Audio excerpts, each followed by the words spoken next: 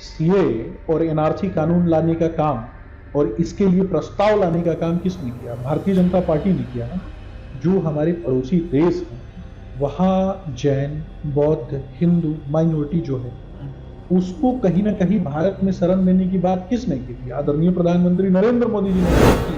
बांग्लादेश में हिंदुओं के साथ जो अत्याचार हो रहा है, बांग्लादेश में घटना किसके लिए हुई? घटना वहां अलग मुद्दे पे थी, शेख हसीना को भागना पड़ा, लेकिन इसका हर्जाना किसको भुगतना पड़ रहा है?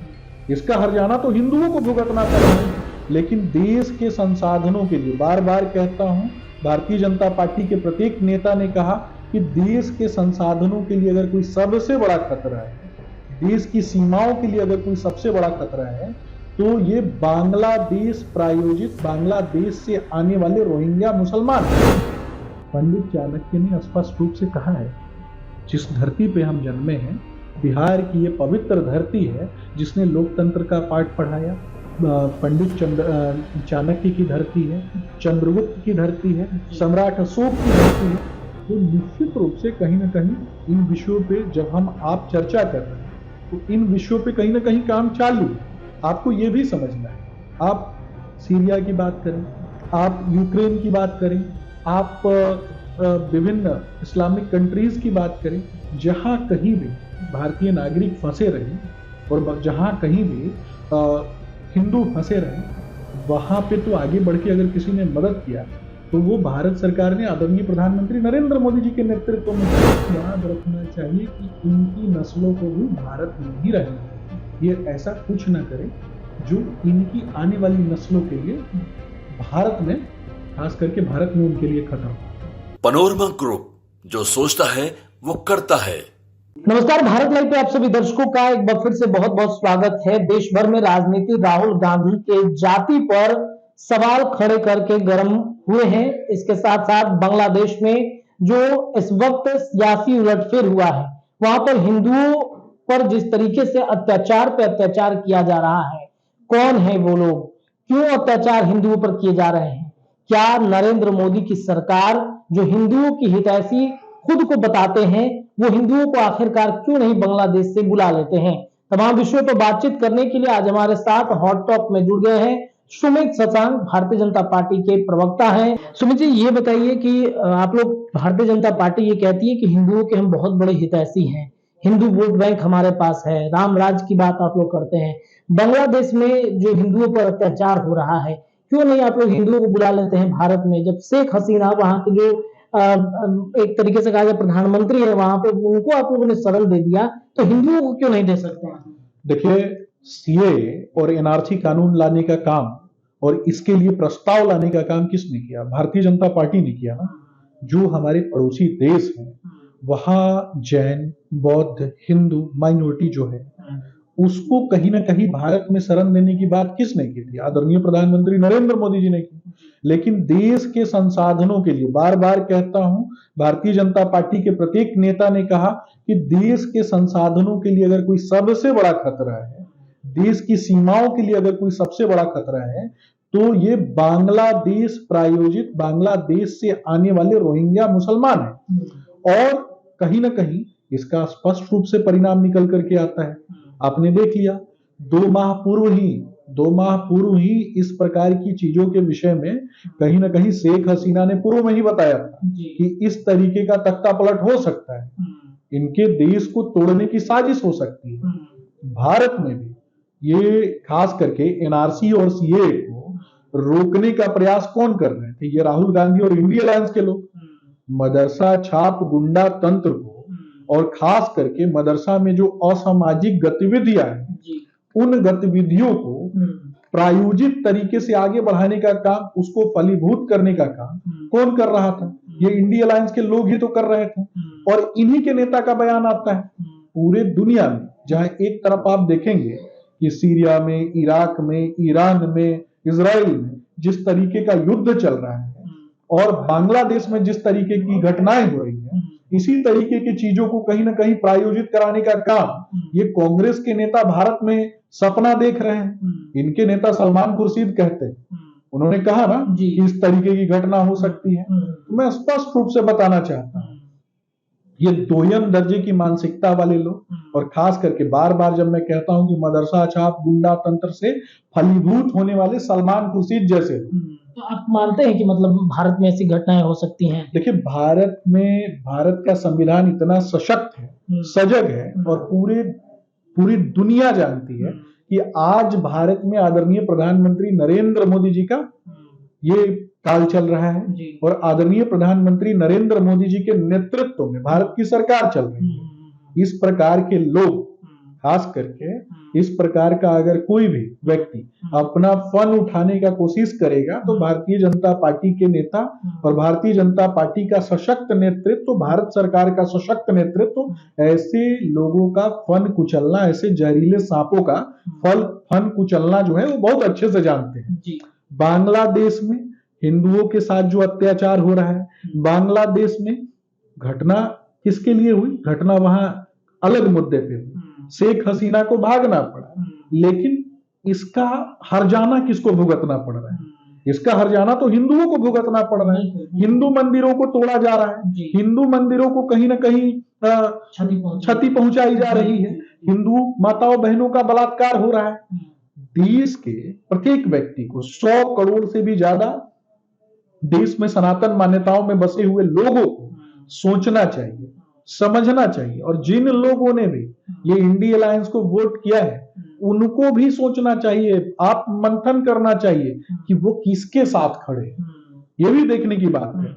जो व्यक्ति राम मंदिर का निर्माण होता है उसका विरोध करता है, जो पार्टी राम मंदिर का विरोध करती है, जो लोग राम मंदिर को तोड़ने की बात करते हैं, जो बाबरी मस्जिद के समर्थक हैं, जो लोग कहते हैं कि रामचरितमानस मदरसा में लिखा गया था, जो लोग कहते हैं कि रामचरितमानस की चौपाइयां दिग्भ्रमित है, जिन पार्टियों के नेता कहते हैं दक्षिण भारत में कि हिंदुओं को मार करके उन्हीं के मंदिरों के आगे टांग देना चाहिए और हिंदुओं को जिंदा जला देना चाहिए, और जो लोग दक्षिण भारत में सनातन विरोधी उन्मूलन सम्मेलन करते हैं और हिंदुत्व को समाप्त कर देने की बात करते हैं, और केरल में कहीं ना कहीं गोवंश को जानबूझकर मारा जाता है हिंदुओं को अपमानित करने के लिए, हिंदुओं को दिखाने के लिए।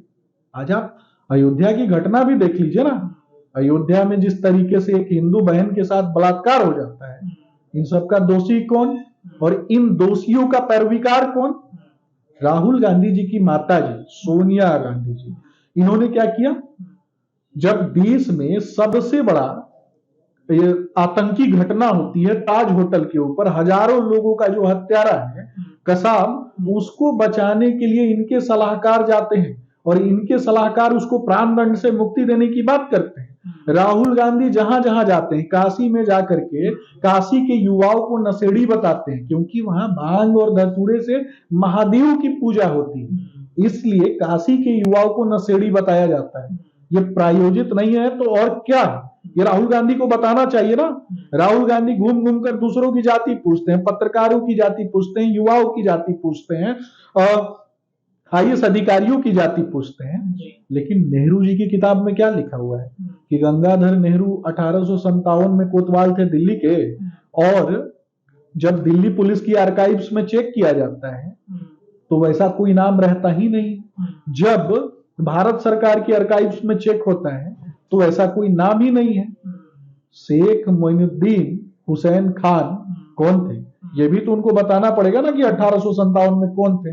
द लास्ट मुगल पुस्तक, जिसको कहीं ना कहीं इतिहास के पन्नों में प्रतिष्ठित पुस्तक के रूप में जाना जाता है, उसमें स्पष्ट रूप से बताया गया है कि 1857 के समय में दिल्ली का कोतवाल कौन था, उसके पहले कोतवाल कौन था, ये लोहारू परिवार से आने वाले लोग कौन थे, ये लोग कश्मीर क्यों गए थे, मोतीलाल नेहरू ने मदरसा में शिक्षा क्यों अर्जित की थी। तो ये भारतीय जनता पार्टी क्यों मतलब बार बार राहुल गांधी की जाति पर सवाल खड़ा करना, उनके परिवार के जाति पर सवाल करना, देश से मुद्दा भटकाने वाली बात है क्या? देखिए, हम जातीय जनगणना के समर्थक हैं। बिहार में भी हमारे गठबंधन धर्म, जिस गठबंधन धर्म का हम पालन कर रहे हैं, आदरणीय नीतीश कुमार जी के नेतृत्व में जातीय जनगणना हुई, लेकिन ये जातीय जनगणना जो है राहुल गांधी से क्यों नहीं शुरू, ये भी तो समझने की बात है। अगर राहुल गांधी जी इस बात की वकालत करते हैं तो हम तो अपना काम कर रहे हैं। हमारे कामों का अगर वो क्रेडिट लेना ही चाहते हैं तो सबसे पहले वो किस मैथमेटिक्स से हिंदू हैं ये बता दें। ये भी तो बताना पड़ेगा ना। पंडित चाणक्य ने स्पष्ट रूप से कहा है, जिस धरती पे हम जन्मे हैं, बिहार की ये पवित्र धरती है जिसने लोकतंत्र का पाठ पढ़ाया, पंडित चाणक्य की धरती है, चंद्रगुप्त की धरती है, सम्राट अशोक की धरती है, जिसने दुनिया में एक से बढ़ के एक आक्रमणों को रोकने का काम जिस भूमि ने किया, जिसने पूरी दुनिया में कहीं ना कहीं पूरे एशिया महादेश में राज करने का काम किया, उस भूमि के जो प्रणेता थे पंडित चाणक्य ने कहा कि विदेशी स्त्री से जन्मा हुआ पुत्र जो है ना, वो कभी भी राजा नहीं हो सकता, वो कभी भी समाज का नेतृत्व नहीं कर सकता। तो क्या हमें पंडित चाणक्य की बात नहीं माननी चाहिए? ये भी तो बात समझना है ना। जिसको देश के मर्म के विषय में नहीं पता, जिसको देश की आम जनता के विषय में नहीं पता, जो जब कभी भी हिंदू मंदिरों को तोड़ने की बात होती है तो सबसे पहले अगर आगे पीछे छुपा हुआ नाम आता है तो राहुल गांधी का नाम आता है, और प्रायोजित एजेंडा चलाने वाली ये कांग्रेस पार्टी का नाम आता है। तो ऐसे लोगों को क्यों नहीं एक्सपोज करना चाहिए? ये भी तो देखने की बात है। ये विदेशों में बसे हुए अपने दोस्तों के माध्यम से कहीं ना कहीं जब ये हार चुके हैं तो देश की जो एकजुटता है, खास करके ये देश की एकजुटता को तोड़ने का काम करते हैं। दक्षिण भारत में इन्होंने ओबीसी का आरक्षण छीन के मुसलमानों को दिया, तो डफली क्यों नहीं बजाते हैं?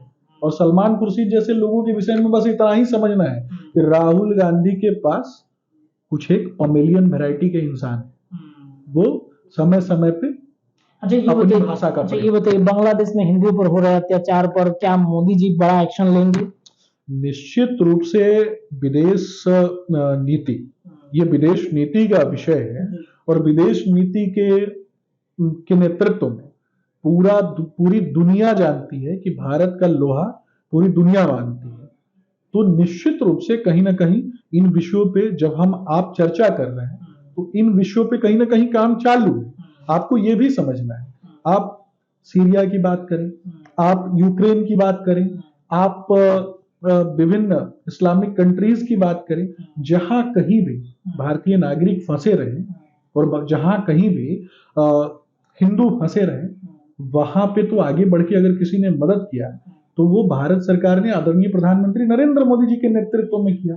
और जब जब कांग्रेस की सरकार रही तब तक हिंदुओं को मरने के लिए छोड़ दिया गया। अगर हजारों की संख्या में हिंदुओं की मौत होती है तो कुछ एक सैकड़ों की संख्या में मोदी जी क्या करने वाले हैं? देखिए, इन विषयों पे काम हमारा विदेश मंत्रालय जो है वो देख रहा है। जयशंकर जी के नेतृत्व में हमारा विदेश मंत्रालय देख रहा है, और निश्चित रूप से आप देखेंगे कि भारत की भूमिका कहीं ना कहीं एशिया महादेश में शांति व्यवस्था स्थापित रखने वालों में महत्वपूर्ण है। तो कहीं ना कहीं हमारा देश इतना सामर्थ्यवान है आदरणीय प्रधानमंत्री नरेंद्र मोदी जी के नेतृत्व में, चाहे वो विदेश नीति की बात हो, चाहे ज्योग्राफिकल इंडेक्स की बात हो, चाहे आप इकोनॉमिकली इतने हम साउंड हैं कि इन चीजों से निपटना भारत को बहुत अच्छे से आता है। और जो लोग देश में बैठ करके देश को तोड़ने की बात करते हैं तो इनको भी याद रखना चाहिए कि इनकी नस्लों को भी भारत में ही रहना है। ये ऐसा कुछ ना करें जो इनकी आने वाली नस्लों के लिए भारत में, खास करके भारत में, उनके लिए खतरनाक। चलिए देखिए, बांग्लादेश में हो रहे हिंदुओं पर अत्याचार को लेकर के नरेंद्र मोदी की सरकार सीरियस है, और आने वाले वक्त में वहां से हिंदुओं को बचाने के लिए नरेंद्र मोदी और विदेशी नीति जो है वो रणनीति तय कर रहा है। तमाम विषयों पर हम हॉट टॉक कर रहे थे सुमित शशांक जी के साथ, जो भारतीय जनता पार्टी के प्रवक्ता हैं, और इन्होंने अपनी राय रखी है। आप भी अपनी राय कमेंट में रख सकते हैं। देखते रहिए भारत लाइव, तमाम खबरें लगातार आपको मिलेंगी। बहुत बहुत धन्यवाद। पनोरमा ग्रुप, जो सोचता है वो करता है। अगर ये वीडियो पसंद आई और वह बिहार के राजनीति और बिहारियत से सरोकार रखेनी तो सब्सक्राइब बटन दबा के चैनल के सब्सक्राइब कर ली। ओजे एगो घंटी बा, ओकरा बटन दबा देला से कुल सटीक और मारक खबर रुआ मुफ्त में मिल जाई। अगर रुआ पत्रकारिता के हमनी के नया प्रयोग में सहयोग कर चाहतानी तो ज्वाइन बटन दबा दी। पेटीएम नंबर नोट कर ली 9386816700। धन्यवाद।